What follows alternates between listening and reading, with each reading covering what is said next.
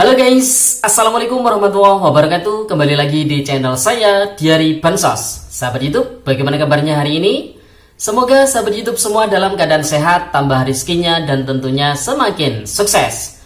Pada kesempatan kali ini saya akan menginformasikan kepada sahabat YouTube semua tentang sesuatu hal yang banyak orang tua atau masyarakat masih belum mengetahui terkait dengan syarat-syarat untuk menerima bantuan program Indonesia Pintar atau PIP di tahun 2023 ini. Banyak orang tua yang memiliki anak sekolah, namun mereka sering bertanya, "Mas, saya punya anak sekolah tapi kok tidak pernah mendapatkan bantuan PIP di sekolah. Justru yang dapat itu anak-anak dari orang yang sudah mampu." Nah, sebenarnya bagaimana sih mekanisme ataupun cara syarat-syarat untuk mendapatkan bantuan PIP sebesar Rp450.000 hingga Rp1.000.000 ini? Nah, tentunya selain informasi tersebut, di video kali ini saya juga akan mengulas terkait dengan bantuan PENA ya, Pahlawan Ekonomi Nusantara yang saat ini sedang digalakkan oleh Kementerian Sosial Republik Indonesia.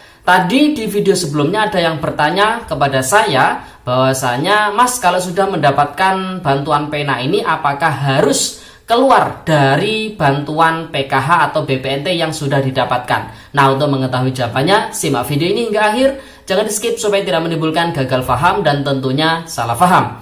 Bagi yang baru gabung dan baru kenal dengan channel Diari Bansos ini, saya ucapkan selamat datang dan terima kasih banyak.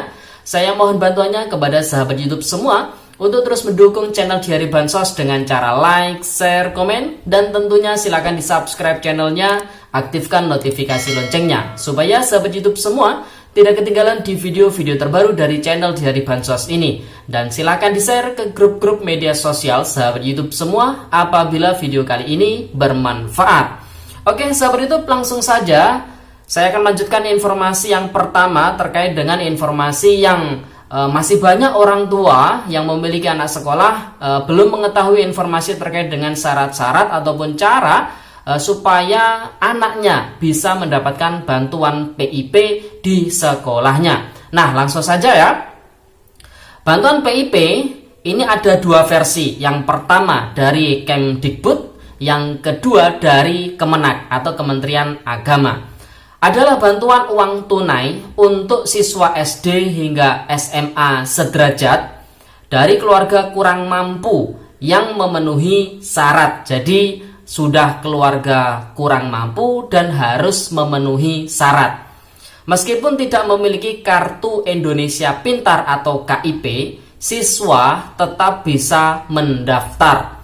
PIP Kemdikbud atau program Indonesia Pintar terbuka untuk jenjang dasar, menengah hingga perguruan tinggi. Kalau perguruan tinggi namanya adalah KIP kuliah ya. Untuk PIP jenjang SD hingga SMA kerap disebut PIP Dikdasmen namanya. Pemerintah mengucurkan bantuan ini untuk membiayai pendidikan anak dari keluarga miskin atau rentan miskin.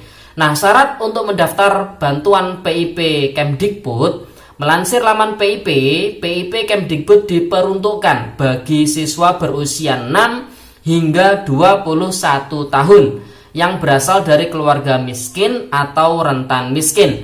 Program ini diprioritaskan bagi siswa pemegang KIP yang diperoleh dari hasil pemadanan terkini data yang terdapat di Dapodik dengan DTKS Kemensos.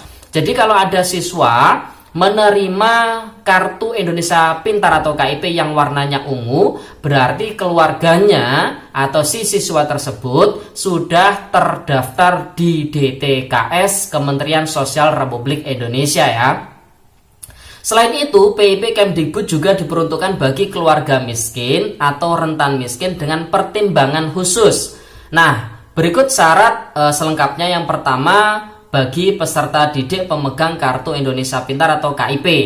Kemudian yang kedua, bagi peserta didik dari keluarga atau rentan miskin dan atau dengan pertimbangan khusus. Seperti yang pertama, peserta didik dari keluarga peserta program Keluarga Harapan atau PKH. Jadi ada istilahnya bantuan komplementer PKH itu adalah KIP atau PIP. Ya, memang benar.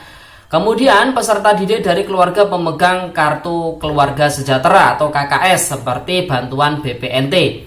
Kemudian peserta didik yang berstatus yatim piatu atau yatim atau piatu dari sekolah atau panti sosial atau panti asuhan. Yang berikutnya, peserta didik yang terkena dampak bencana alam. Yang berikutnya, peserta didik yang tidak bersekolah atau drop out yang diharapkan kembali bersekolah. Kemudian peserta didik yang mengalami kelainan fisik atau disabilitas, korban musibah dari orang tua yang mengalami pemutusan hubungan kerja, kemudian di daerah konflik dari keluarga terpidana berada di lembaga pemasyarakatan, memiliki lebih dari 3 saudara yang tinggal serumah. Kemudian prioritas berikutnya, peserta didik yang berasal dari keluarga miskin atau rentan miskin dan atau pertimbangan khusus harus mendapatkan usulan dari Dinas Pendidikan Provinsi, Dinas Pendidikan Kabupaten ataupun kota, dan atau pemangku kepentingan seperti anggota dewan, ya sahabat itu. Nah, jadi sudah jelas ya. Nah, cara daftar PIP ini bagaimana sih apabila tidak memiliki kartu Indonesia Pintar yang warnanya ungu itu? Jadi jika tidak memiliki KIP dan kartu keluarga sejahtera atau KKS, siswa masih tetap berkesempatan menjadi penerima PIP. Jadi meskipun tidak memiliki kartu Indonesia Pintar ataupun kartu merah putih, kartu KKS, maka siswa masih bisa menerima bantuan PIP. Nah, berikut caranya. Yang pertama, jika tidak punya KIP, mendaftar dengan menggunakan KKS, kartu keluarga sejahtera, dengan ajukan ke sekolahnya masing-masing. Apabila si siswa tersebut tidak memiliki kartu Indonesia Pintar atau KIP atau kartu KKS, maka bisa orang tua itu meminta SKTM, surat keterangan tidak mampu, ke RT, RW atau kelurahan atau desa ya.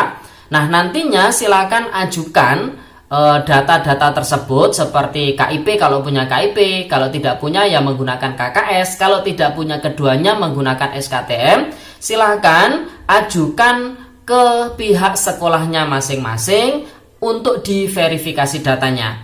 Nah, apabila nanti setelah diverifikasi, diantaranya syarat-syarat verifikasi ini, apakah si siswa tersebut memiliki NISN, nomor induk siswa nasional, dan sudah terdaftar di Dapodik atau belum. Nah, kalau sudah memiliki NISN dan terdaftar di Dapodik, dan berkas-berkas tadi sudah diserahkan ke pihak sekolahnya, maka tugas operator di sekolah adalah melakukan pelayakan PIP, jadi layak PIP di Dapodik pihak sekolahan. Jadi kalau tidak dicentang layak PIP, maka si siswa tersebut tidak akan mendapatkan bantuan PIP. Jadi pihak sekolah itu mengusulkannya ya melalui aplikasi Dapodik dengan mencentang status layak PIP si siswa tersebut. Jadi seperti itu ya. Nah, apabila ada peserta dari PKH namun anaknya tidak menerima bantuan PIP, silahkan ajukan ke pihak sekolahnya masing-masing dan khususnya ke operator sekolah, operator Dapodik untuk melayakkan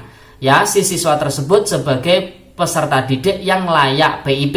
Nanti ketika sudah layak PIP, nanti dari pihak Kementerian Pendidikan dan Budaya atau Kemendikbudristek akan melakukan verifikasi dan pengecekan pemadanan dengan DTKS. Ketika sudah cocok dan memang peserta didik tersebut layak menerima PIP, maka akan diturunkan SK nominasi PIP apabila si siswa tersebut belum pernah menerima bantuan PIP sebelumnya. Jadi SK-nya namanya SK nominasi penerima PIP. Nah, SK nominasi penerima PIP tersebut bagi siswa yang masuk ke dalamnya harus melakukan aktivasi rekening simple. Kalau jenjang SD SMP di Bank BRI, kalau jenjang SMA ataupun SMK di Bank BNI ya. Nah, setelah melakukan aktivasi rekening simple, turunlah SK yang kedua, namanya SK pemberian PIP. Baru ketika sudah ada namanya di SK pemberian PIP ini, maka bantuannya akan masuk ke dalam rekening simple yang sudah diaktifasi tadi.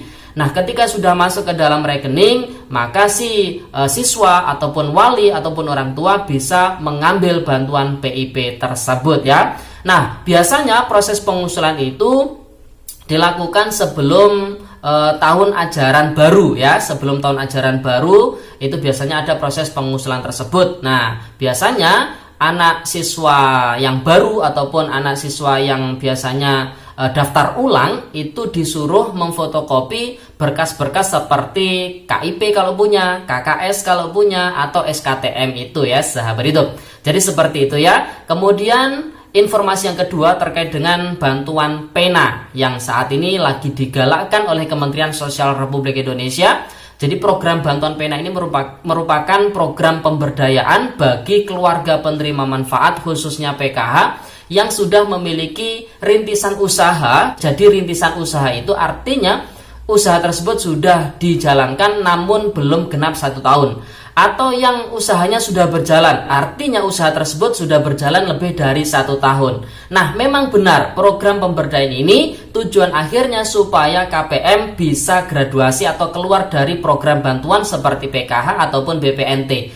Namun, apabila ada KPM yang mendapatkan bantuan pena atau program pena ini, maka tidak serta-merta langsung keluar dari PKH. Apabila ada KPM yang langsung keluar dari program PKH ataupun BPNT, maka mereka itu keluar dengan sukarela. Jadi memang proyeksinya apabila sudah usahanya berjalan, mendapatkan bantuan modal usaha dan pelatihan, maka nanti setelah berjalan ya harus graduasi ya sahabat YouTube. Oke sahabat YouTube, itu informasi yang bisa saya sampaikan pada video kali ini. Semoga videonya bermanfaat. Terima kasih. Salam PKH. Wassalamualaikum warahmatullahi wabarakatuh.